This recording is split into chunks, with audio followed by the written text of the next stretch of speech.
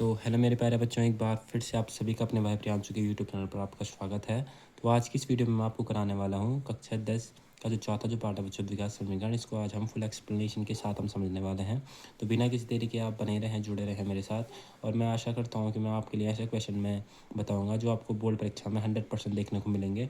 तो let's start द्विघात समीकरण। ठीक, द्विघात समीकरण होता क्या है? द्विघात समीकरण हमारा होता है, जैसे कि द्विघात बहुपद क्या होता था हमारा, A X square plus B X plus C, ये द्विघात बहुपद होता था और इक्वल टू जीरो, यानी द्विघात समीकरण हो गया। ठीक, तो द्विघात समीकरण में केवल बराबर जीरो हो जाता है। तो मैं बिना किसी देरी के, ये वन शॉट वीडियो है इसलिए मैं इसको छोटी से छोटी बनाने की कोशिश करूँगा और सारे क्वेश्चन अटेंड करने की कोशिश करूँगा। ठीक, अगर आपको एक नंबर में या 2 नंबर में अगर ये क्वेश्चन, ज़्यादा मेरे हिसाब से तो 1 नंबर का क्वेश्चन नहीं है, अगर ये आते हैं कि एक आयताकार भूखंड का क्षेत्रफल 528 मीटर स्क्वायर है। ठीक, और हमें केवल द्विघात समीकरण इसकी क्या करना है, निरूपित करना है। ठीक, 1 नंबर का क्वेश्चन पूछा जाएगा। एक आयताकार भूखंड का क्षेत्रफल 528 मीटर स्क्वायर है, क्षेत्र की लंबाई चौड़ाई के दुगने से एक अधिक है। देखो, क्वेश्चन को सबसे पहले समझना है, मैथ्स रटी नहीं जाती है, मैथमेटिक्स को समझा जाता है। एक आयताकार भूखंड हमें दे रखा है, ठीक हो गया, और जिसका क्षेत्रफल क्या है, 528 मीटर स्क्वायर है। क्षेत्र की लंबाई क्या है, चौड़ाई के दुगने से एक अधिक है। तो हमें माननी पड़ेगी क्या, चौड़ाई हम मानेंगे और लंबाई क्या होगी, चौड़ाई के दुगने के एक अधिक है। हमें भूखंड की लंबाई और चौड़ाई ज्ञात करनी है और इसके लिए हमें केवल क्या करना है, एक द्विघात जो समीकरण होता है वो हमें निरूपित करना है। ठीक, तो question number first, this is the most important question series. ठीक हो गया, तो मैंने मान लिया ये क्या है, एक आयताकार भूखंड है।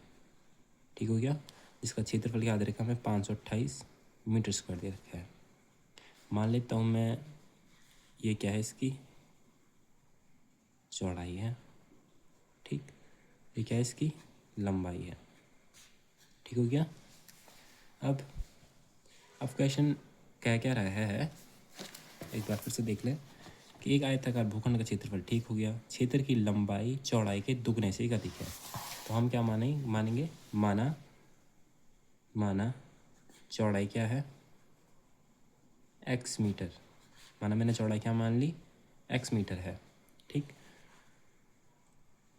और माना जो लंबाई होगी बच्चों, तो लंबाई क्या होगी, चौड़ाई अगर हमारी x मीटर है तो लंबाई क्या है, लंबाई चौड़ाई के दुगने से एक अधिक है।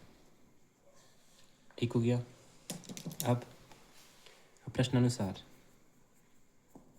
के अनुसार क्या, कि आयताकार भूखंड का क्षेत्रफल, आयताकार भूखंड का क्षेत्रफल क्या दे रखा बच्चों, 528 मीटर स्क्वायर। ठीक हो गया, अब आयत का क्षेत्रफल होता क्या है, आयत का क्षेत्रफल होता है हमारा लंबाई गुणा चौड़ाई। ठीक, और बराबर कितना दे रखा है, 528 मीटर स्क्वायर। ठीक, और लंबाई कितनी हमारी, 2x + 1 इंटू चौड़ाई क्या हमारी, x equal to 528 metre square. x का गुणा अंदर किया तो ये कितना हुआ, 2x स्क्वायर और प्लस x का गुणा 1 के साथ x इक्वल टू 528। तो यहाँ से 2x स्क्वायर प्लस x और ये प्लस के रख के माइनस का 528 इक्वल टू 0 बन गया द्विघात समीकरण। ठीक, इस प्रकार से हमें क्या करना है, केवल द्विघात समीकरण बना के देना है। 1 नंबर का एक क्वेश्चन है। ठीक, बोर्ड परीक्षा में आपको देखने को मिलेगा। अब इसी प्रकार देखेंगे, अगला क्वेश्चन है बच्चों, एक रेलगाड़ी 480 किलोमीटर की दूरी समान चाल से तय कर रही है। ठीक, कितनी किलोमीटर की दूरी कर रही है, समान चाल से तय, 480 किलोमीटर की दूरी समान चाल से तय कर रही है। ठीक, यदि इसकी चाल 8 किलोमीटर प्रति हावर कम होती तो उसी दूरी को तय करने में 3 घंटे अधिक लेती। अगर 480 किलोमीटर की दूरी, अगर वो एक नियत चाल से अगर चल रही है वो रेलगाड़ी, और अगर हम उसमें अगर हम -8 कर दें, ठीक, तो वो जो दूरी है वो दूरी को तय करने में 3 घंटे अधिक लेती है। तो हमें रेलगाड़ी की चाल ज्ञात करने के लिए क्या करना है, एक द्विघात हमें समीकरण निरूपित करना है।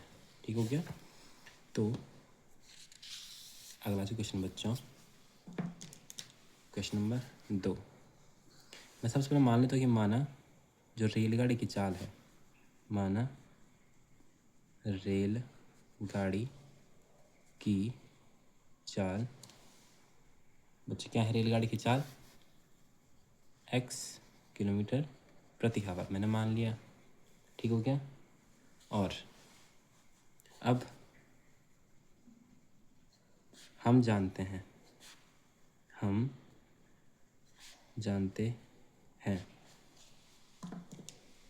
कि क्या होता है, समय बराबर दूरी बट्टे चाल, चाल बराबर दूरी बट्टे समय होता है, तो समय बराबर दूरी बट्टे चाल होता है, ठीक। अब प्रश्नानुसार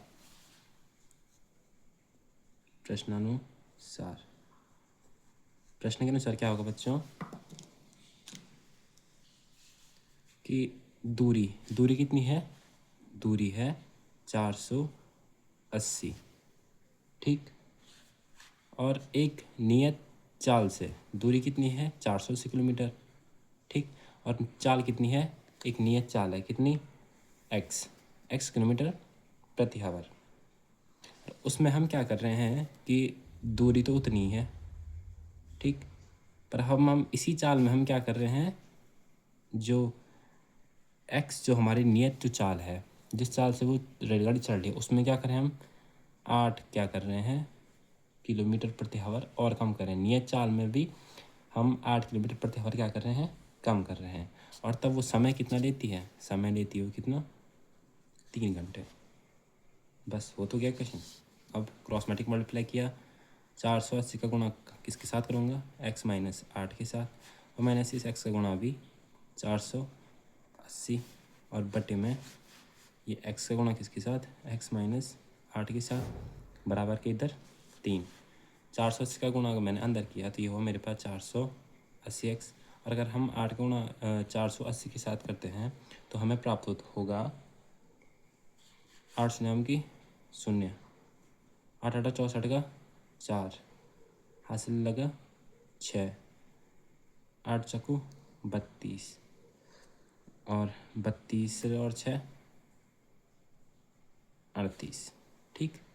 और फिर यहाँ पे माइनस x गुणा 480 के साथ 480x, और बट्टे x गुणा अंदर x स्क्वायर माइनस 8x, ये धन का ये ऋण का कट गया, बराबर की दर क्या है? 3 है। यहाँ से क्या बचा? यहाँ से बचा हमारा 3840 माइनस का बट्टे x square minus 8x equal to 3। अब मैं यहाँ भी क्या करता हूँ, बट्टे में कुछ नहीं है तो 1 गुणा किया, 3840 माइनस का है, और बराबर 3 का गुणा किसके साथ? एक्स स्क्वायर माइनस 8x के साथ, इसका गुणा अंदर किया, 3840 में से वैसा यहाँ हुआ 3x स्क्वायर माइनस 8×3 24x, ठीक। अब मैं क्या करता हूँ 3x स्क्वायर माइनस का 24x, और माइनस के तरह के प्लस का 3840 इक्वल टू 0। तो इसका भी क्या हो गया, हमें विघात समीकरण प्राप्त हो गया। कोई दिक्कत परेशानी नहीं होगी, आसान के साथ ये क्वेश्चन भी बन गया। अब बात आती है अगले क्वेश्चन की ओर, जो प्रश्नावली 4.2 से मोस्ट इम्पोर्टेंट क्वेश्चन है बच्चों, ये पूछे जाते हैं कि पहले हम देखते हैं गुणनखंड विधि से हमने क्या करना है, निम्नलिखित समीकरणों के मूल ज्ञात करना है। गुणनखंड विधि द्विघात समीकरणों के मूल और शून्य एक ही चीज़ होती है। द्विघात बहुपद में हम शून्य कहते हैं और यहाँ हम मूल कहते हैं समीकरण में, ठीक। तो हम सबसे पहले निकालते हैं किसके? पहले वाले के। मैं आपको बता देता हूँ, मूल निकालना आना चाहिए। क्या है question? X square minus 3x minus 10 equal to 0 है। तो हमें मूल अगर हमें निकालना है, तो मैंने आपको पहले प्रश्नावली में बता रखा है, बट ये मोस्ट इंपोर्टेंट क्वेश्चन है, जिसने वो नहीं देखी वो यहीं से उसका बेड़ा पार हो जाएगा। तो ए का गुणा पहले मैं सी के साथ करूँगा, ठीक है। एक्स स्क्वायर का गुणांक और अचर वर्ग का गुणा करते हैं तो 10 से कम 10 ही हुआ। इसके हम निकालते हैं अभाज्य गुणनखंड, 2 पंज 10, 5 से कम 5। ऐसे पेयर बनाने हैं कि जोड़ घटा के 3 आए और 5 दूना 10, तो 5 माइनस 2, 3 को मैंने क्या लिखा? 5 माइनस 2 लिखा, और बाहर से x माइनस का 10 इक्वल टू 0, ठीक हो गया। अब यहाँ से मैं क्या करता हूँ, एक्स स्क्वायर माइनस एक्स का गुणा अंदर करता हूँ 5x बाहर से चिन्ह माइनस है तो अंदर का चिन्ह प्लस, एक्स गुणा 2 के साथ 2x माइनस का 10 इक्वल टू 0। यहाँ से मैं कॉमन लेता हूँ x, तो मुझे क्या बचा अंदर x माइनस 5 मुझे यहाँ बचा, प्लस यहाँ से मैं अगर 2 कॉमन लेता हूँ तो मुझे x माइनस 2 पंज 10। यहाँ से मुझे मिलता है x माइनस 5 और यहाँ से मिलता है x प्लस 2 मुझे मिलता है। तो यहाँ से मुझे x बराबर मिला धन का 5 और यहाँ से मुझे x बराबर क्या मिला ऋण का 2। इस प्रकार से क्या करते हैं, मूल क्या करते हैं। कोई टफ था नहीं, ठीक।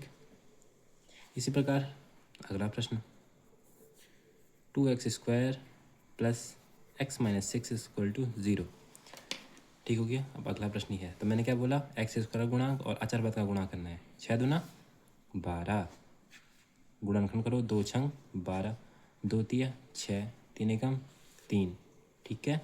अब भी ऐसे बनाना है कि जोड़ घटा कि यहाँ पे 1 आना चाहिए और गुणा करके 12 आना चाहिए। तो 2 दूना 4, 4 में से 3 गया 1 और 4 तिया 12। तो यानी कि x को मैं क्या लिख सकता हूँ 4 माइनस 3 और ये गुणे का x minus 6 is equal to 0। और यहाँ पे फिर 2x स्क्वायर प्लस x गुणा 4 के साथ 4x, ये माइनस ही रहेगा, 3 का गुणा x के साथ 3x minus 6 is equal to 0। यहाँ से अगर मैं 2x कॉमन लूँ तो मुझे अंदर क्या मिलेगा x और यहाँ से 2 दूना 4, ठीक हो गया। यहाँ से अगर माइनस 3 में कॉमन लूँ तो ये 3 एकम 3 और ये माइनस माइनस का प्लस 3 दूना 6। यहाँ से मुझे मिलता है x प्लस 2 और यहाँ से 2x माइनस 3, ठीक 2x माइनस 3। यहाँ से मैं x प्लस 2 इक्वल अगर मैं 0 करूँ तो मुझे x का मान क्या मिलता है माइनस का 2 मुझे मिलता है। और इसी प्रकार अगर मैं 2x माइनस 3 इक्वल टू 0 करता हूँ तो मुझे x का मान क्या मिलता है 3/2। बच्चे आप हो नहीं, इतना तो अब पता होगा कि ये मान निकल कैसे रहे हैं, ठीक हो गया। आसानी के साथ ये क्वेश्चन भी बन गया। इसी के साथ इस प्रकार से मूल ज्ञात करते हैं। बट ये ऐसे बच्चों वाले क्वेश्चन तो पूछे जाते हैं नहीं, ऑप्शनल में पूछे जाएंगे। सीधे क्या आएगा, ऐसे द्विघात बहुपद दिया होगा और बोलेंगे कि इसके मूल निम्नवत में से कौन से हैं, इस प्रकार से आते हैं, ठीक। तो मैं आपको थोड़ा बड़े नंबर वाले बताता हूँ। इस पार्ट से जो पूछे जाते हैं वो है हमारा इस प्रश्नावली का प्रश्न संख्या 3। प्रश्न संख्या 3 क्या है बच्चों कि ऐसी दो संख्याएं ज्ञात कीजिए जिनका योग 27 हो और गुणनफल 182 हो, ठीक। क्वेश्चन क्या कह रहा है कि ऐसी दो संख्या हमें ज्ञात करनी है, ठीक हो गया। ऐसी दो संख्या ज्ञात करनी है जिनका योग 27 है और गुणनफल क्या है 182 है। तो मैं मान लेता हूँ माना पहली संख्या, दो संख्या है ना, तो माना पहली संख्या बराबर, तो मैंने मान लिया माना पहली संख्या क्या है x है। तो दूसरी संख्या क्या होगी, दूसरी संख्या, अब पहली संख्या x है, ठीक। मैं आपको यहाँ बता दूँ, अगर यहाँ से जैसे हाँ सपोज दैट ये है, ये 10 है, ठीक है।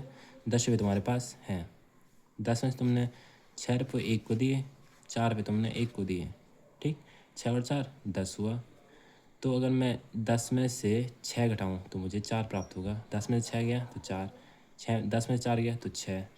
तो अगर मेरे को ये चीज़ बतानी है कि मैंने 1 को कितने दिए, तो मेरे को पता था मेरे पास 10 रुपये थे, उसमें से मैंने 6 घटा दिया, तब जाके मेरे को पता चला कि मैंने दूसरे को 4 दिए। तो इसी प्रकार हमारे पास टोटल कितने हैं 27, इसका योग है।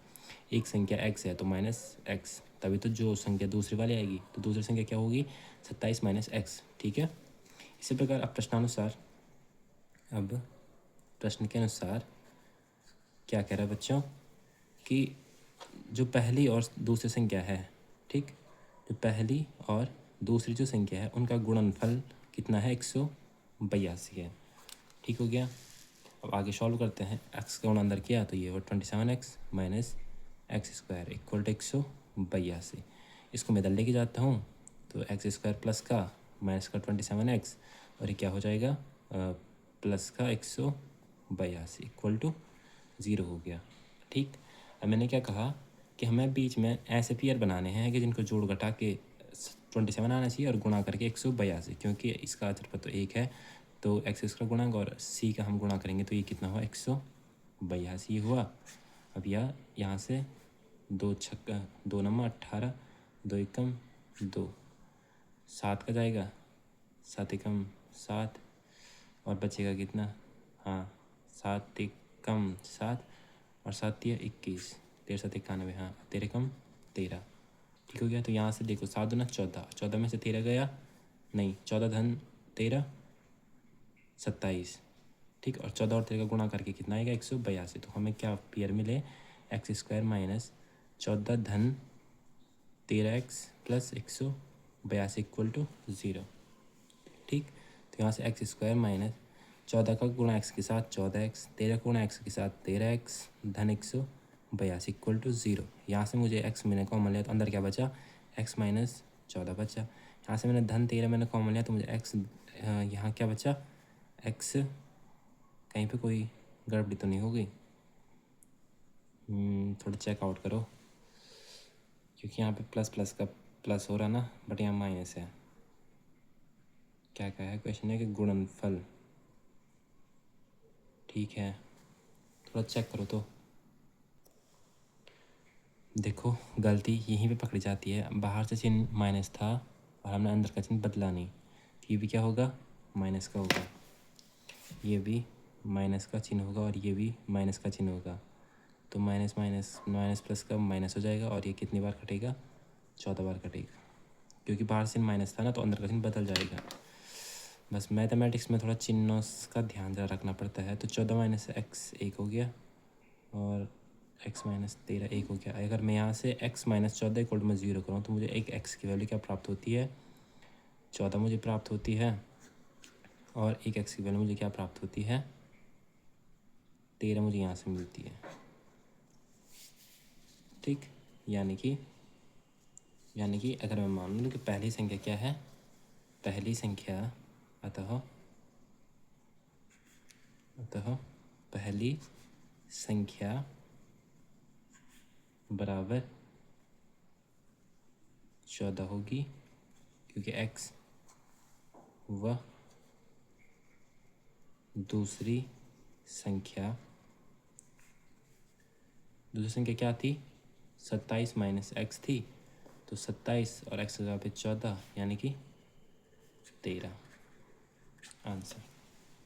आसानी के साथ ये क्वेश्चन भी बन गया। 3 नंबर का ये क्वेश्चन पूछा जाता है, इस मोस्ट इम्पोर्टेंट क्वेश्चन, ठीक हो गया। अब इसी प्रकार बढ़ते हैं अगले प्रश्न की ओर। अगला जो मोस्ट इम्पोर्टेंट क्वेश्चन है बच्चों हमारे पास, वो है हमारा 5वां वाला। क्वेश्चन क्या कह रहा है कि एक समकोण त्रिभुज की ऊंचाई इसके आधार से 7 सेंटीमीटर कम है, यदि कर्ण 13 सेंटीमीटर हो तो अन्य दो भुजाएं ज्ञात कीजिए। कोई दिक्कत नहीं है, एक समकोण त्रिभुज की ऊंचाई इसके आधार से 7 सेंटीमीटर कम है। तो सबसे पहले बच्चों बात आएगी 5वें प्रश्न में, ठीक। क्वेश्चन क्या कह रहा है कि एक समकोण त्रिभुज है, ये क्या है, एक समकोण त्रिभुज है। इस प्रकार से होता है, एक समकोण त्रिभुज है ABC मैंने मान लिया, ये हो गया इसका आधार, ठीक, ये हो गया इसका कर्ण, और ये क्या उसका क्या इसकी ऊंचाई। अब क्वेश्चन क्या कह रहा है बच्चों, क्वेश्चन पे जरा प्रकाश डालिए कि एक समकोण त्रिभुज की ऊंचाई जो है इसकी जो खड़ी भुजा उसके आधार से 7 सेंटीमीटर कम है। तो मैं मान लेता हूँ, माना जो आधार है वो क्या है, x सेंटीमीटर है, और उसकी ऊंचाई आधार से 7 सेंटीमीटर कम है, यानी कि ऊंचाई क्या है, x माइनस 7, आधार से 7 कम है तो x माइनस 7, और कर्ण कितना दे रखा है, 13 सेंटीमीटर। और हमें ज्ञात क्या करना है, हमें ज्ञात करना है उसकी ये दो भुजाएं, ठीक। तो जो माना उसको लिख देता हूँ, माना समकोण त्रिभुज का आधार, माना समकोण त्रिभुज का आधार x सेंटीमीटर है, वह ऊंचाई x माइनस 7 सेंटीमीटर है। तो प्रश्नानुसार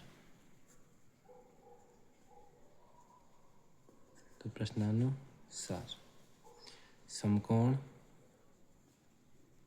त्रिभुज ABC में पाइथागोरस प्रमेय द्वारा, पाइथागोरस प्रमेय से, पाइथागोरस प्रमेय होता है क्या बच्चों, पाइथागोरस प्रमेय हमारा होता है कर्ण का वर्ग बराबर लंब का वर्ग धन आधार का वर्ग। ठीक, कर्ण का वर्ग यानी कि 13 का वर्ग, लंब का वर्ग यानी कि x माइनस 7 का वर्ग, और आधार का वर्ग यानी कि x का वर्ग। तो 13 का वर्ग 169, a माइनस बी का whole square, A square plus B square minus 2ab,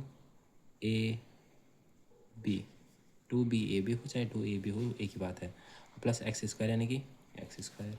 यहाँ से मिला 169, यहाँ से हुआ हमारा एक्स स्क्वायर, 7 का वर्ग 49 और माइनस का 7 दूना 14x धन एक्स स्क्वायर। ठीक, और यहाँ से हम देखें तो 169 ऐसे का हिस्सा एक्स स्क्वायर और x square 2x square plus 49 minus 14x। ठीक, यहाँ से 2x स्क्वायर माइनस 14x धन 49 और ये प्लस की तरह के माइनस का 169 इक्वल टू 0। तो ठीक, यहाँ से मुझे क्या मिलता है 2x स्क्वायर माइनस का 14x, और यहाँ से अगर हम 169 में से अगर हम 49 अगर हम माइनस करते तो हमें मिलता है 120। अब आप देखिए तो इसमें 2 से भाग जा रहा है, तो 2 से भाग देने पर 2 से भाग जा रहा है तो हम देंगे भी, 2 से भाग दिया, 2 एकम 2, 2 सता 14 और 2 छंग 12। ठीक, अब हमें क्या करना है, इसको गुणनखंड विधि द्वारा हल करेंगे। ठीक, तो 60 और अचर पद और एक्स स्क्वायर के गुणांक का हम गुणा करेंगे, तो 60 एकम 60, अब आगे गुणनखंड किए 30 दूना 60, 15 दूना 30, 5 तिया 15, 5 एकम 5। अब आगे देखते हैं कि 3 दूना 6, 6 दूना 12, 12 में से 5 किया 7 और 12 5 60, तो मिल गया क्या एक्स स्क्वायर माइनस 7 को क्या लिख सकता हूँ मैं 12 माइनस 5 एक्स माइनस का 60 इक्वल टू 0। ठीक, यहाँ से मिला एक्स स्क्वायर माइनस ये हुआ 12x, या माइनस माइनस का प्लस 5x और माइनस का 16 इक्वल टू 0। यहाँ से अगर मैं x कॉमन लूँ तो मुझे क्या मिलेगा x माइनस 12 अंदर बचेगा। यहाँ से अगर मैं प्लस 5 कॉमन लूँ तो x माइनस 12 पंजे 60, एक मिला मुझे x माइनस 12 और एक मिला मुझे x प्लस 5। यहाँ से मिला मुझे x बराबर धन का 12 और यहाँ से मिलता मुझे x बराबर माइनस का 5। तो भुजा तो माइनस में होगी नहीं, यानी कि भुजा क्या होगी 12, यानी कि आधार क्या है हमारा जो माना था x माना था हमने आधार, अतः आधार होगा हमारा कितना 12 सेंटीमीटर हो गया, वह लंब या ऊंचाई क्या होगी, क्या मानते हमने 12 माइनस 7, यानी कि 12 में से 7 किया 5। आसानी के साथ ये क्वेश्चन भी बन गया। आई होप आपको समझ में आ रहा होगा। अब इसी प्रकार बात आती है अंतिम प्रश्न में, इस प्रश्नावली से है कोई नहीं, इससे तो अब जैसे ये है 2 क्रमागत धन पूर्णांक हमें ज्ञात करना है जिनका वर्गों का योग 365 है।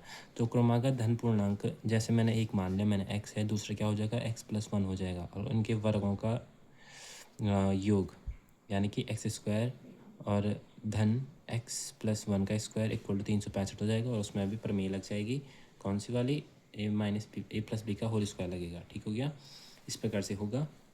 ये तो छोटे बच्चों का क्वेश्चन है, पर अब बात आती है, लाइट चली गई है, थोड़ा मैं फ्लैश खोलता हूँ। तो बच्चों इसी के साथ लाइट थोड़ा चली गई थी, माफ़ी चाहूँगा।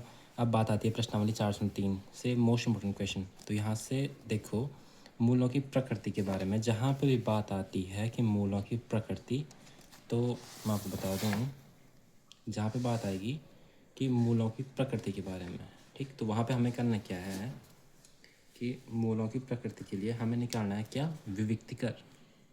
ठीक, हमें क्या निकालना है विविक्तिकर। विविक्तिकर हमको हम डी से रिप्रेजेंट करते हैं, बी स्क्वायर माइनस का 4ac इसका फॉर्मूला होता है, बी स्क्वायर माइनस का 4ac। जहाँ पे भी विविक्तिकर की बात आएगी तो डी बराबर बी स्क्वायर माइनस 4ac, या मूलों की प्रकृति, मूलों की प्रकृति अगर बात आती है कि मूलों की प्रकृति ज्ञात कीजिए, तो हमें क्या करना है, डी बराबर बी स्क्वायर माइनस 4ac हमें ज्ञात करना है। ठीक, अब इसकी भी 3 कंडीशन है। यदि जो बी स्क्वायर माइनस 4ac अगर बड़ा है किससे, 0 से, तो इसके क्या होते हैं, 2 भिन्न वास्तविक मूल होते हैं। 2 अलग अलग क्या होते हैं, वास्तविक मूल होते हैं। पहली कंडीशन तो ये है। दूसरी कंडीशन क्या है बच्चों, दूसरी कंडीशन है यदि क्या जो विविक्तिकर जो है हमारा वो अगर बराबर आता है 0 के, तो इस सिचुएशन में क्या होंगी, इस सिचुएशन में हमारा होता है कि 2 समान वास्तविक मूल होंगे। 2 समान क्या होंगे, वास्तविक मूल होंगे। ठीक हो गया। और तीसरी कंडीशन होती है अगर यदि बी स्क्वायर माइनस 4ac अगर छोटा आता है 0 से, यानी कि ऋणात्मक आता है, तो कोई वास्तविक मूल नहीं होगा। तो कोई भी मूल नहीं होता है। ठीक, इस सिचुएशन में कोई वास्तविक मूल नहीं होता है। 3 कंडीशन, अगर 0 का मान धनात्मक आता है, अगर बी स्क्वायर का मान अगर 0 से बड़ा यानी कि धनात्मक आता है, तो 2 समान वास्तविक मूल होंगे। अगर बी स्क्वायर माइनस 4ac बराबर आता है 0 के, तो 2 समान वास्तविक मूल होंगे। और यदि बी स्क्वायर माइनस 4ac और छोटा आता है यानी कि ऋणात्मक आता है, तो कोई भी मूल नहीं होगा। ठीक हो गया। अब बढ़ते हैं अगले प्रश्न की ओर। तो ठीक, मूलों की प्रकृति ज्ञात करने के लिए अगर बात आती है, जैसे पूछा गया ये पहला क्वेश्चन, ठीक, कि 2x square minus 3x plus 5 equal to 0। क्या क्वेश्चन क्या कह रहा है कि 2x square minus 3x plus 5 equal to 0। ठीक, इसके हमें मूलों की प्रकृति ज्ञात करनी है, और अगर अस्तित्व है अगर मूलों का, तो हमें उसको सॉल्व करना है। और सॉल्व हम किस विधि से करते हैं, सॉल्व करते हैं हम श्रीधराचार्य नियम या द्विघाती सूत्र। द्विघाती सूत्र होता है क्या बच्चों, minus b plus minus under root b square minus 4ac upon 2a। ठीक हो गया। मैंने आपको इस चैप्टर इतने डिटेल से समझा रखा है कि अगर आप उन वीडियो को देखते हैं, मैं प्रत्येक मोस्ट इंपॉर्टेंट क्वेश्चन के डिस्क्रिप्शन में मैंने प्रश्नावली की लिंक भी डाल रखी है। अगर आप थोड़ा ये प्रश्नावली को एक बार देखें, तो मैं शायद थोड़ा अनुमान लगा पाऊँगा कि आप शायद समझ सकते हैं बिल्कुल अच्छे तरीके से। क्योंकि ऐसा होता है, जिस शिक्षक से लोग पढ़ते हैं आखिर उसी का थोड़ा ठीक से समझ में आता है। तो अगर आप केवल एक ही सर से अगर आप पढ़ते हैं, तो आपको बहुत बेहतर रहने वाला है। ठीक हो गया। तो 2x square minus 3x plus 5 है, हम इसके मूलों की प्रकृति हमें ज्ञात करनी है। यहाँ से a अगर हम देखें तो a क्या है, 2 है। हम देखें कि b क्या है, माइनस का 3 है। c क्या है, c है हमारा 5। और मूलों की प्रकृति के लिए मैंने क्या बोला, क्या निकालना है, विविक्ति कर मुझे निकालना है। क्या होता है, d बराबर B square minus 4ac। D हमें निकालना है बी स्क्वायर यानी कि माइनस 3 का वर्ग ऋण 4, ए का मान कितना है 2 और सी का मान 5 है। तो डी बराबर 3 का वर्ग 9 हो जाएगा, माइनस 5 चौको 20 तो ना 40। तो ये कितना हो रहा, माइनस का 31। अब देखो, चूँकि विविक्तिकर हमारा ऋणात्मक है, विविक्तिकर ऋणात्मक है, इसलिए जो हमारे पास जो क्वेश्चन है, इसके मूलों का अस्तित्व नहीं है, मूलों का अस्तित्व नहीं है।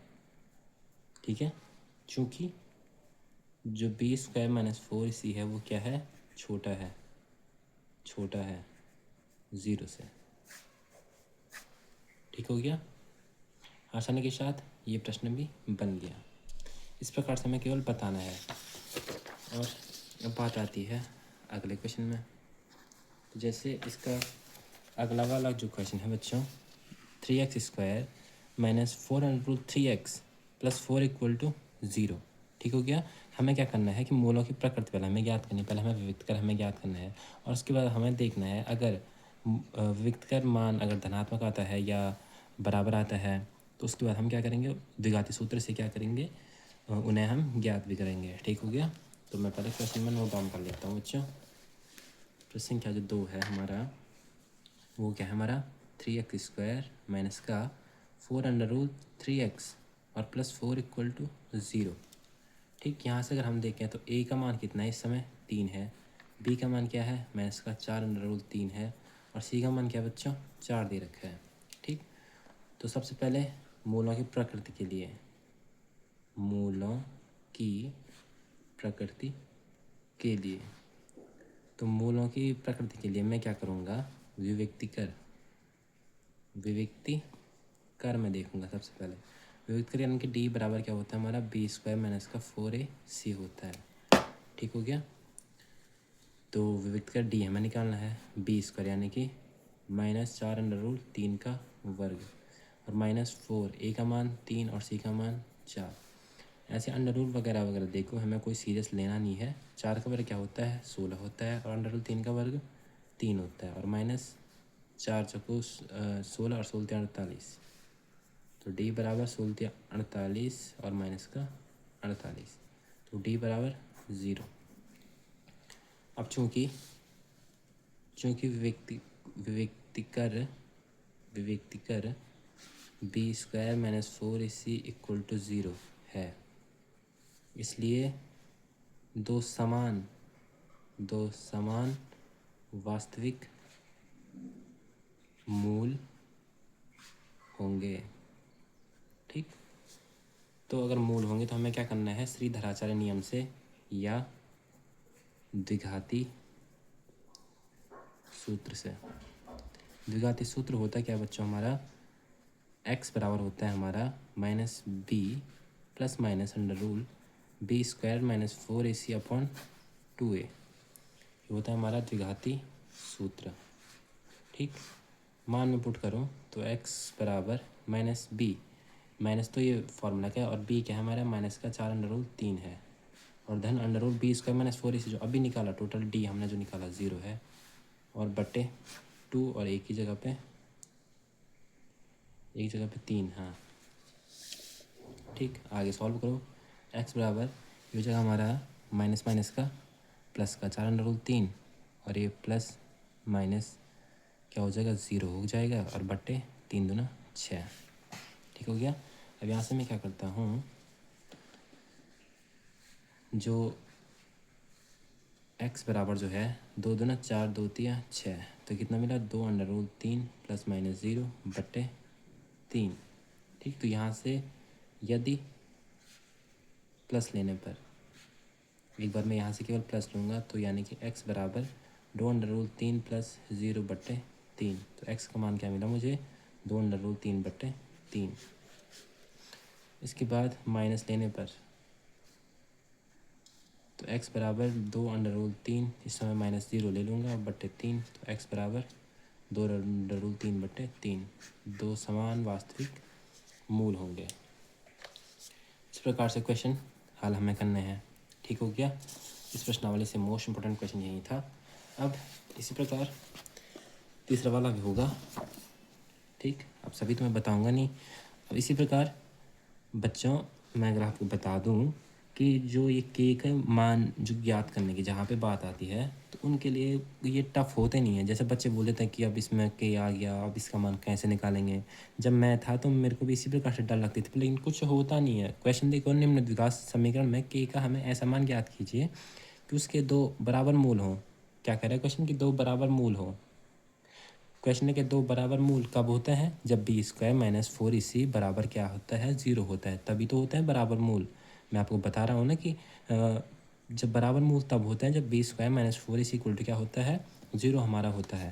तो पहले मैं कर दूंगा इसका पहला पार्ट हमें k का मान ज्ञात करना है 2x² plus kx plus 3 equal to 0 हमें है दिया है और इसमें हमें k का मान ज्ञात करना है। तो हम इसी प्रकार लिखेंगे, इसमें हमें a बराबर क्या दे रखा है 2 दे रखा है, b बराबर प्लस का k, c बराबर 3 और हमें k का मान ज्ञात करना है। प्रश्नानुसार k की वैल्यू हमें ज्ञात करनी है। तो अब हमें देखें प्रश्न ने क्या करा कि दो समान वास्तविक मूल हैं, यानी कि b² माइनस 4ac किसके बराबर दे रखा है 0 के बराबर दे रखा है प्रश्न ने। तो मान रखा k का मान b का मान k² है, 4 a की जगह पे 2 c की जगह पे 3 बराबर 0। तो ये के स्क्वायर माइनस 4×3 = 12×24 बराबर 0। तो के स्क्वायर का मान 24, यानी कि के का मान क्या आ जाएगा 2√6। ये भी बताता हूँ। 24 को यहाँ लेके गया, इसके मैंने अब आज गुणनखंड किए। 2 एकम 2, 2 दूनी 4, 2 छंग 12, 2 तिया 6 और 3 एकम 3 मैंने किया। एक जोड़ा बना 2, जिसके जोड़े नहीं बने 3 दूना 6, तो 2√6। कोई दिक्कत परेशानी नहीं होगी, आसानी के साथ ये क्वेश्चन भी बन गया। इसी प्रकार से अगला प्रश्न,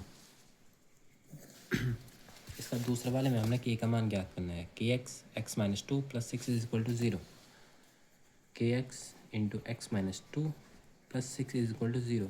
अपने भाई के साथ आप जुड़े रहो। भगवान कसम खा के कह रहा हूँ कि अगर आपको कहीं पे अगर मैं इतनी सी भी छोटी भी दिक्कत मैथमेटिक्स में कराने बैठ गया तो आप मेरे को कमेंट में लिख देना सर कि ठीक से नहीं हो रहा है। ठीक, वैसे आप मेरे को बोलें कि सर मेरे को ये टॉपिक नहीं आता है, मैं आपको जितने तरीके से होगा, जो जिस विधि से होगा उस विधि से बताने की पूरी कोशिश करूँगा। ठीक, तो यहाँ से पहले हमें के एक्स गुणा अंदर हम करेंगे, तो ये क्या हो गया, के एक्स स्क्वायर हो गया माइनस 2 के एक्स ये हो गया + 6 = 0। यहाँ से ए की वैल्यू क्या है, के है। यहाँ से बी की वैल्यू क्या है, -2 के है। यहाँ से सी की वैल्यू क्या है, 6 है।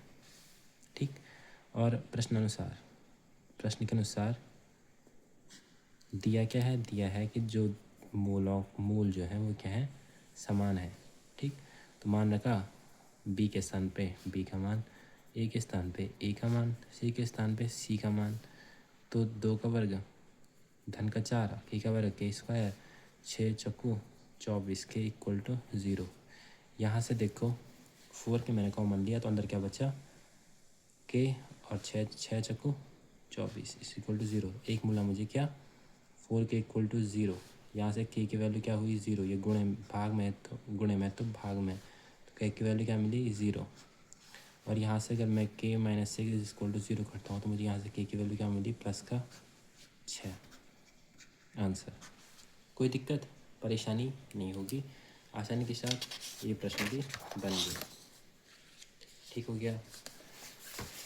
अब जो मोस्ट इम्पॉर्टेंट क्वेश्चन बच्चों वो है इसमें हमारा तीसरा, चौथा और पांचवा। ये तीनों को तीनों मोस्ट इम्पॉर्टेंट क्वेश्चन है।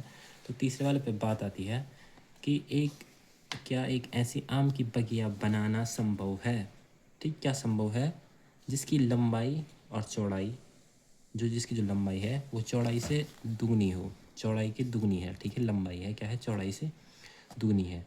उसका क्षेत्रफल इतना दे रखा है। यदि है तो उसकी लंबाई और चौड़ाई ज्ञात करनी है। क्षेत्रफल 800 मीटर है तो उसकी लंबाई और चौड़ाई हमें ज्ञात करनी है। तो क्वेश्चन नंबर 3 है इस प्रश्नावली का। ठीक हो गया। अब देखो, क्या ऐसी आम की बगिया बनाना संभव है। मैंने बना दी एक आम की बगिया। ये इसका क्षेत्रफल दे रखा है 800 मीटर स्क्वायर। मान लिया इसकी लंबाई है ये, और मैंने मान लिया इसकी चौड़ाई है ये। ठीक, बिल्कुल बच्चों वाली इक्वेशन है। ठीक है, माना मैं क्या मान लेता हूँ कि इसकी जो चौड़ाई है, माना चौड़ाई जो है वो कितनी है, x सेंटीमीटर है। तो इसकी लंबाई क्या होगी, क्या कह रहा है कि चौड़ाई की दुगनी है, दुगनी यानी कि 2x हो गया। अब प्रश्नानुसार हमें, अब देखो ये आयताकार है तो आयताकार भाग का क्षेत्रफल, आयताकार भाग का क्षेत्रफल आम की बगिया। ठीक है, तो पूरा नहीं लिख रहा हूँ, आयताकार आम की बगिया का क्षेत्रफल कितना दे रखा है, 800 मीटर स्क्वायर दे रखा है। क्षेत्रफल क्या होता है आयत का, लंबाई गुणे चौड़ाई। कितना दे रखा है, 800 मीटर स्क्वायर दे रखा है। ठीक हो गया। यहाँ से लंबाई क्या है, 2x है, और चौड़ाई क्या है, x है, बराबर 800 मीटर स्क्वायर। गुणा किया 2x स्क्वायर हुआ, और प्लस की तरह के नहीं = 800 मीटर स्क्वायर में यहाँ लेके जाता हूँ पहले, और एक्स स्क्वायर में यहाँ से डिफाइन करता हूँ। तो 800 ये है, और ये गुणे की तरह के बट्टे में चले जाएगा। ठीक, यहाँ से मुझे एक्स स्क्वायर मान कितना मिला, 400 मुझे मिला। ठीक, और कहीं सर यहीं पे ख़त्म कर देते हैं, सीधे इसका एक्स निकाल देते हैं और ये कितना हो जाता है, +-20 आ जाता है। पर लेकिन हमें ऐसा नहीं करना है। हमें क्वेश्चन में पूछ रखा कि क्या स्थिति संभव है, तो हम देखेंगे। मैं पहले इस एक्स स्क्वायर माइनस 400 इधर लेके आता हूँ, =0 कर लेता हूँ। ठीक, अब यहाँ से मैं क्या करता हूँ, इसमें से ए क्या है, ए है इसमें 1, इसमें बी क्या है एक्स का पद नहीं है तो 0, और सी क्या है, चर पद क्या है, -400। और मुझे क्या बोला कि स्थिति संभव या विविक्तिकर के लिए हमें निकालना क्या है, विविक्तिकर। स्थिति संभव के लिए या मूलों की प्रकृति के हमें विविक्तिकर हमें निकालना है b² माइनस का 4ac। ठीक, b के स्थान पे मान रखा 0 का स्क्वायर माइनस का 4, a के स्थान पे 1, c के स्थान पे माइनस का 400। तो d का मान मुझे क्या मिला 0, 400 को 1600। तो d बराबर माइनस माइनस का प्लस हो जाएगा। ठीक है, तो ये क्या हुआ 1600 हो गया। तो हमें d का मान धनात्मक आया। ठीक, क्योंकि d का मान धनात्मक है तो इसके वास्तविक मूल हैं, यानी कि मूल है यानी कि स्थिति संभव है, यानी कि स्थिति संभव है। तो समीकरण 1 में इसको मान लेता हूँ। तो समीकरण 1 से बच्चों मैं क्या करता हूँ कि x² बराबर जो 400 है, तो यहाँ से x बराबर क्या हो जाएगा √400 हो जाएगा। तो x बराबर क्या हो जाएगा प्लस माइनस 20 का वर्ग 400 होता है। ठीक, तो अतः चौड़ाई क्या मानी थी x मानी थी, अतः चौड़ाई 20 मीटर होगी। लंबाई क्या मानी थी वह लंबाई क्या मानी थी बच्चों 2x यानी कि 2 × 20 यानी कि 40 सेंटीमीटर। आंसर। कोई दिक्कत परेशानी नहीं होगी, आसानी के साथ ये प्रश्न भी बन गया। ठीक, इसी प्रकार करेंगे अगला क्वेश्चन। क्या निम्न स्थिति संभव है? यदि है तो उनकी वर्तमान आयु हमें ज्ञात करनी है। और कंडीशन क्या दे रखी है कि दो मित्र हैं, उनकी टोटल आयु का जो योग है, उन दोनों की आयु का योग, मित्रों की आयु का योग 20 वर्ष है। ठीक, और 4 वर्ष पूर्व उनकी आयु जितनी थी 4 वर्ष पहले कितनी थी, और उसका गुणनफल 48 दे रखा है। कोई दिक्कत नहीं है इसमें भी। मेरे को अपने टाइम पे भी ये क्वेश्चन छोटे बच्चों की तरह लगते हैं और अभी भी लगते ही हैं। ये कुछ सिलेबस नहीं हो पाया इतना, नॉर्मल से तो क्वेश्चन है। तो दो मित्र है, उनकी आयु का योग 20 वर्ष है। तो मैं मान लेता हूँ माना प्रथम मित्र की आयु क्या मान ली मैंने x वर्ष है। ठीक, और माना तो द्वितीय मित्र की आयु क्या होगी, तो द्वितीय मित्र की आयु, प्रथम मित्र की आयु x वर्ष है, टोटल का योग 20 है, तो 20 में से x आएगा तभी दूसरे मित्र की आयु आएगी। ठीक, अब क्वेश्चन क्या करके 4 वर्ष पूर्व प्रथम मित्र की आयु क्या हो जाएगी, प्रथम मित्र की आयु। अभी तुम्हारी आयु अगर 18 वर्ष है तो उसमें से 4 वर्ष अगर तुम पूर्व की निकालोगे अपनी, तो 18 - 4 करोगे ना, तो अभी इसके टोटल वर्ष x है। तो अगर ये 4 वर्ष पहले की निकालेगा तो x अपने में से 4 वर्ष कम कर देगा। इसी प्रकार 4 वर्ष पूर्व द्वितीय मित्र की आयु क्या हो जाएगी, 20 - x तो अभी है और इसमें अभी 4 कम, धन का 20 में से 4 किया तो 16 - x वर्ष हो गया। अब प्रश्नानुसार प्रश्न क्या कह रहा है बच्चों कि उनकी जो 4 वर्ष पूर्व की आयु का जो गुणनफल है, पहले मित्र की x - 4 गुणनफल है किसका, दूसरे मित्र की आयु के, और कितना दे रखा है 48, गुणा किया x का गुणा पहले 16 - x के साथ, और फिर -4 का गुणा भी किसके साथ 16 - x के साथ, बराबर 48। 16x ये हुआ और ये क्या हुआ x² माइनस 16 को 64 और माइनस माइनस का plus 4x is equal to 48। ठीक हो गया। अब यहाँ से -x² माइनस 64 और ये 16 और 4 20x बराबर 48। इन सबको मैं इधर लेके चलता हूँ तो ये प्लस का x² हो जाएगा, माइनस का 20x हो जाएगा, प्लस का 64 हो जाएगा और प्लस का 48 भी तो है इधर, इज इक्वल टू 0। तो यहाँ से x² माइनस 20x और 64 और 48 112 इज इक्वल टू 0। अब क्या स्थिति संभव है, ठीक कह रहा है इसमें भी क्या स्थिति संभव है। तो स्थिति संभव के लिए मैं क्या करूँगा, यहाँ से a कितना है 1 है, बी कितना है -20 है, सी कितना 112 है। तो मैं क्या निकालूंगा एक बार, विविक्तिकर। विविक्तिकर मैं अगर निकालता हूँ यानी कि डी बराबर B² माइनस का 4AC अगर मैं निकालता हूँ बच्चों, तो यहाँ से B² यानी कि माइनस का 20 का वर्ग -4, ए के स्थान पे 1 और सी के स्थान पे 112। तो डी बराबर 20 का वर्ग 400 और माइनस 4 का गुणा अगर हम 112 के साथ करेंगे तो 4 एकम 4, 4 एकम 4, 4 दूना 8 यानी कि 448। डी का मान मुझे क्या मिला, माइनस का 48 मिला। अब देखो, चूँकि विभक्तिकर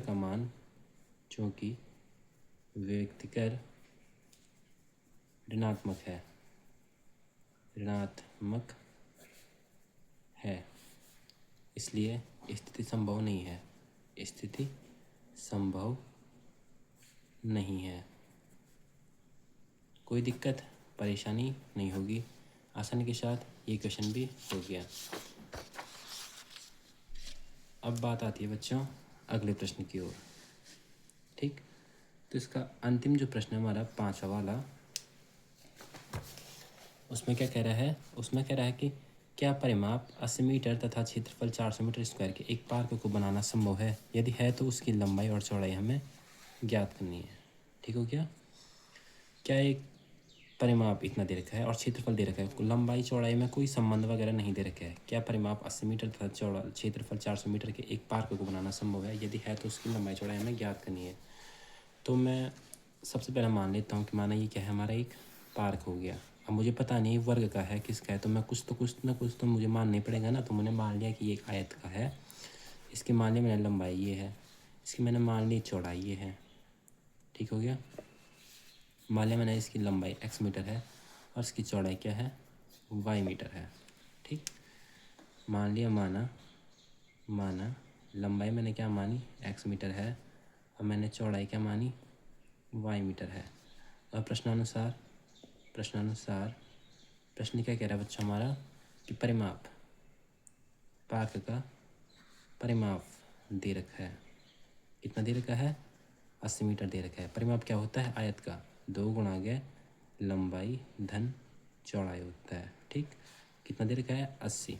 तो 2 का लंबाई x है, चौड़ाई y है, बराबर 80। अंदर गुणा करा 2x + 2y = 80।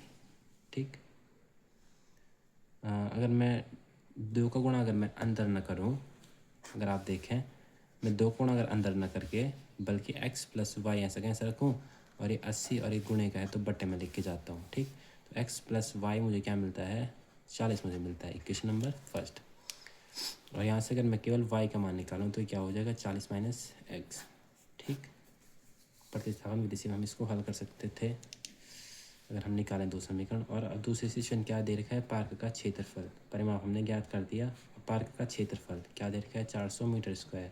आयत का क्षेत्रफल यानी कि लंबाई गुणा चौड़ाई कितना दे रखा है, 400, यानी कि x × y यानी कि XY कितना दे रखा है, 400। ठीक, इसको मैं मान लेता हूँ समीकरण नंबर 2। ठीक हो गया? समीकरण 1 हम इस नीचे वाले को मानना था, ये है हमारा समीकरण 1। ठीक है, अब जो समीकरण 1 का मान समीकरण 2 में रखने पर, समीकरण 1 का मान 2 में रखने पर, 2 में जब मैं रखता हूँ y का मान, तो x और y का मान क्या है, 40 - x बराबर 400। गुणा अंदर किया 14x - का x² बराबर 400। इसको इधर लेके जाऊँ, धन का x² - का 40x और धन का 400 = 0। स्थिति संभव के लिए a का मान है यहाँ से 1, b का मान है यहाँ से -40, c का मान हो गया हमारा 400। स्थिति संभव के लिए मैं क्या निकालूंगा, विविक्तिकर अगर मैं निकालता हूँ तो विविक्तिकर यानी कि d बराबर B² - का 4AC, यानी कि d बराबर b की जगह पर मैं क्या रखूँगा, -का 40 का वर्ग और -4, a के स्थान पे 1 और c के स्थान पे 400। तो d बराबर 400 को 1600 और 400 को 1600। d का मान क्या मिला, 0 मिला। ठीक, चूँकि d = 0 है इसलिए स्थिति संभव है, स्थिति संभव ठीक हो गया। अब अगर स्थिति संभव है तो मैं क्या करता हूँ, आगे मैं सॉल्व करूँगा, दूसरे पेज में निकाल लेता हूँ। बच्चों स्थिति अगर संभव कह रहा है तो हम क्या करेंगे, श्रीधराचार्य नियम द्वारा, ठीक, या द्विघाती सूत्र से, ठीक, द्विघाती सूत्र से अब हम सॉल्व करेंगे। एक्स बराबर क्या होता है हमारा, minus b plus minus under root b square minus 4ac upon 2a, ठीक हो गया। यानी कि एक्स और माइनस बी की वैल्यू अगर हम देखें बच्चों तो कहा गया हमारा बी कितना है, माइनस का 40 दे रखा है, और प्लस ये अभी हमने निकाला बी स्क्वायर माइनस 4ac कितना आया, 0 आया, और बट्टे 2, और एक के स्थान पे 1, ठीक। तो मान रखा, तो एक्स बराबर ये माइनस माइनस का प्लस का 40 हो गया, और ये धन प्लस माइनस 0 ही हो गया, और बट्टे 2, ठीक। एक बार प्लस लेने पर क्या होगा, एक्स बराबर 40 धन 0 बट्टे 2, यानी कि एक्स बराबर 40 बट्टे 2, यानी कि एक्स बराबर 20, ठीक हो गया। इसी प्रकार माइनस लेने पर एक्स बराबर क्या हो जाएगा, 40 माइनस 0, यानी कि एक्स बराबर 40 बट्टे 2, यानी कि एक्स बराबर 20। आसानी के साथ इसकी लंबाई, जो इसकी चौड़ाई क्या मानी थी, चौड़ाई मानी थी हमने कितनी, तो चौड़ाई मानी थी हमने कितनी इसकी, वाई मीटर, हाँ वाई मानी थी। एक बार मैं देख लेता हूँ उस पेज से, पेज मैंने 2 डाल दिया था, ठीक। माना क्या था, माना था हमने लंबाई कितनी है एक्स, और चौड़ाई तो वाई हो गई, और लंबाई कितनी थी एक्स मीटर मानी थी, ठीक। तो मुझे लंबाई तो मुझे पता चलेगी कितनी है 20, अतः लंबाई कितनी है 20 मीटर है, ठीक। तो चौड़ाई क्या होगी बच्चों, चौड़ाई क्या होगी, चौड़ाई यानी कि y बराबर क्या था, 40 माइनस एक्स था, यानी कि y बराबर 40, और माइनस एक्स यानी कि 20, तो y बराबर क्या मिला, 20 ही मिला। आसानी के साथ ये पार्ट भी हमारा हो गया। मिलता है नेक्स्ट चैप्टर समांतर श्रेणियों के मोस्ट इंपॉर्टेंट क्वेश्चन के साथ। तब तक के लिए धन्यवाद। आशा करता हूँ आपको समझ में आया होगा। प्लीज़ वीडियो को एक लाइक और चैनल को सब्सक्राइब जरूर से करना। धन्यवाद।